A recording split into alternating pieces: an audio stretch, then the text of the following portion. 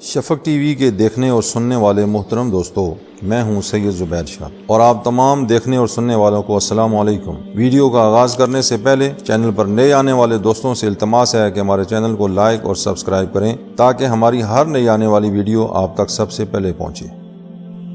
آج ہم عیدین کے حوالے سے تذکرہ کریں گے۔ عیدین کے اوپر جو مسائل ہیں ان کا ذکر کریں گے۔ عید الفطر اور عید الاضحیٰ کی نماز پڑھنا واجب ہے، مگر سب پر نہیں، انہی پر جن پر نماز جمعہ واجب ہے، اور اس کی ادا کی وہی شرطیں ہیں جو جمعہ کے لیے شرطیں ہیں۔ صرف اتنا فرق ہے کہ جمعہ میں خطبہ شرط ہے اور عیدین میں خطبہ سنت ہے۔ اگر جمعہ میں خطبہ نہ پڑھا تو جمعہ نہ ہوا، اور عیدین میں نہ پڑھا تو نماز ہو گئی مگر بہت برا کیا۔ دوسرا فرق یہ ہے کہ جمعہ کا خطبہ نماز سے پہلے ہے اور عیدین کا خطبہ نماز کے بعد ہے۔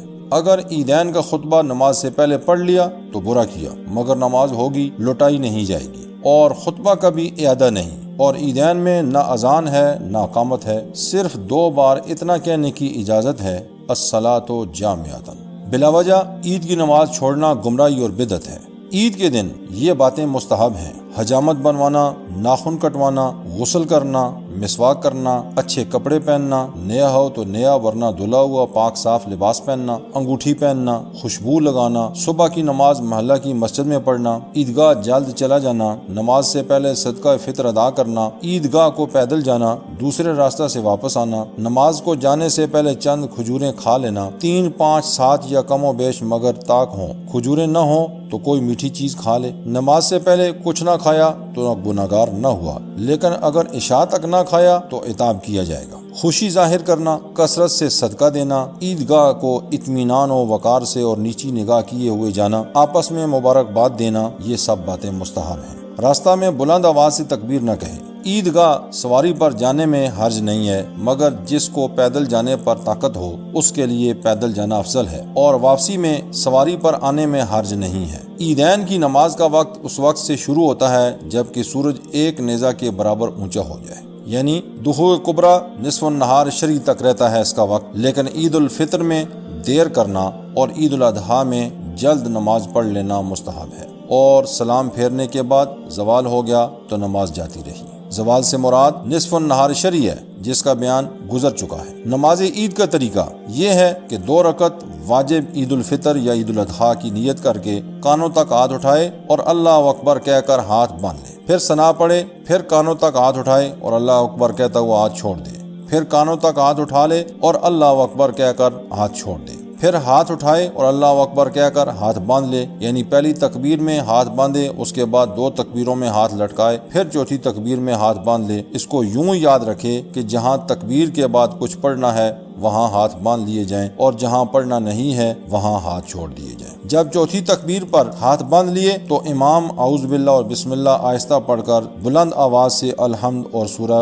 اس کے ساتھ پڑھے گا، پھر رکوع کر کے 1 رکعت پوری کرے گا۔ جب دوسری رکعت کے لیے کھڑا ہو تو پہلے الحمد اور سورت پڑھے، پھر 3 ارکان تک ہاتھ لے جائے، اللہ اکبر کہے، 3 بار کانوں تک ہاتھ اٹھائے، اللہ اکبر کہے، اور ان تینوں دفعہ میں ہاتھ چھوڑ دینے ہیں، باندھنے نہیں ہیں، اور چوتھی بار کانوں تک ہاتھ اٹھائے بغیر جب اللہ اکبر کی آواز سنیں تو رکوع میں چلے جائیں۔ اس سے معلوم ہو گیا کہ عید میں زائد تکبیریں 6 ہوئیں۔ 3 زائد تکبیریں پہلی رکعت میں، رکوع ادا کرنے سے پہلے 3 زائد تکبیریں کہی جائیں گی، ان میں بھی اسی طرح سے ہاتھ چھوڑ دیے جائیں گے، باندھے نہیں جائیں گے، اور دوسری رکعت میں بھی رکوع ادا کرنے سے پہلے 3 زائد تکبیریں کہی جائیں گی اور ان میں ہاتھ چھوڑ دیے جائیں گے۔ چوتھی دفعہ جب اللہ اکبر کی آواز آئے گی تو سب نے رکوع میں چلے جانا ہے۔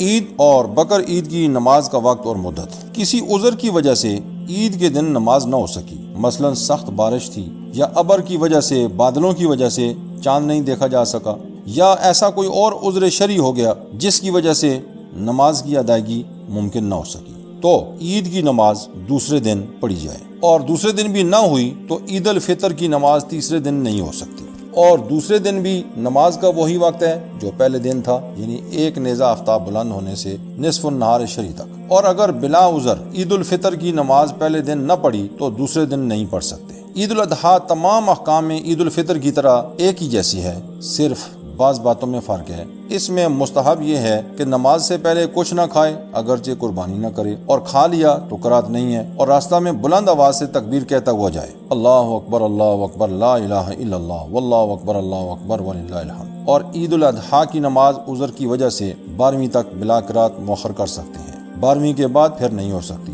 اور بلا عذر 10ویں کے بعد نماز ادا کرنا مکروہ ہے۔ تکبیر تشریق کیا ہے؟ تکبیر تشریق 9ویں ذی الحج کی فجر سے 13ویں کی عصر تک 5 وقت کی ہر فرض نماز کے بعد جو جماعت مصطحبہ کے ساتھ ادا کی گئی ہو، ایک بار بلند آواز سے تکبیر کہنا واجب ہے، اور 3 بار تکبیر کہنا افضل، اسے تکبیر تشریق کہتے ہیں، اور وہ یہ ہے اللہ اکبر لا الہ الا اللہ واللہ اکبر وللہ الحمد۔ تکبیر تشریق سلام پھیرنے کے بعد فوراً واجب ہے، یعنی جب تک کوئی ایسا فعل نہ کیا ہو کہ اس نماز پر بنا نہ کر سکے۔ اگر مسجد سے باہر ہو گیا یا قصداً وضو توڑ دیا یا کلام کیا اگرچہ ساون، تو تکبیر ساقط ہو گئی، اور بلا قصد وضو ٹوٹ گیا تو پھر تکبیر کہہ لیں۔ تکبیر تشریق کس پر واجب ہے اور کب واجب ہے؟ تکبیر تشریق اس پر واجب ہے جو شہر میں مقیم ہو یا جس نے مقیم کی اقتدا کی، اگرچہ وہ اقتدا کرنے والا عورت یا مسافر یا گاؤں کا رہنے والا ہو، اور یہ لوگ اگر مقیم کی اقتدا نہ کریں تو ان پر واجب نہیں ہے۔ تکبیر تشریق ان ایام میں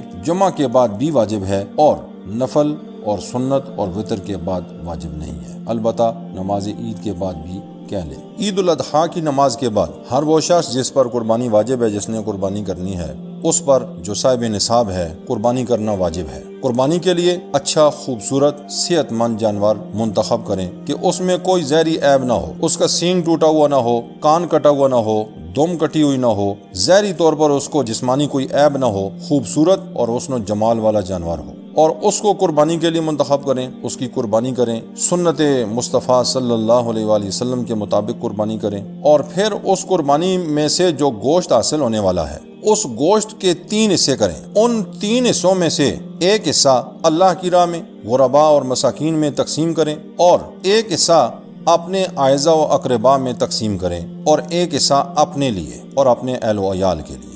اس طرح 3 حصوں میں قربانی کا حاصل ہونے والا گوشت 3 حصوں میں تقسیم کریں۔ جس طرح ایک جانور میں 7 حصے ہوتے ہیں، تو ان 7 حصوں میں سے آپ کو جو اپنا حصہ ملا، آپ اپنے حصے کے 3 حصے کریں، ایک حصہ اللہ کی راہ میں، ایک حصہ اعزاء و اقرباء کے لیے، اور ایک حصہ اپنے لیے اور اپنے اہل و عیال کے لیے۔ اس طرح 3 حصوں میں اس کو تقسیم کریں، اور یہ بہت احسن اور اچھا طریقہ ہے، اور سرکار دو عالم صلی اللہ علیہ وآلہ وسلم نے اس عمل کو پسند فرمایا ہے۔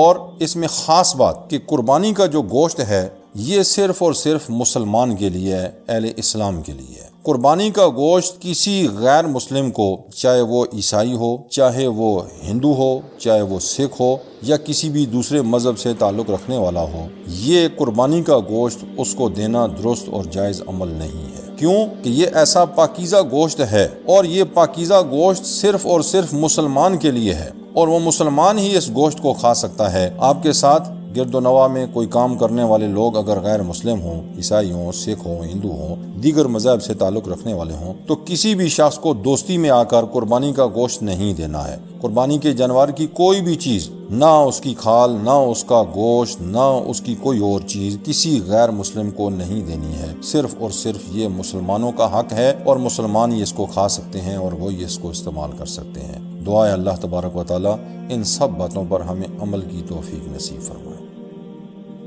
دوستو، ہمیں امید ہے کہ یہ ویڈیو بھی آپ کو پسند آئی ہوگی۔ اگر آپ کو ہماری ویڈیو اچھی لگی تو چینل کو سبسکرائب کرنا ہرگز نہ بھولیے، اس سے ہماری حوصلہ افزائی ہوگی۔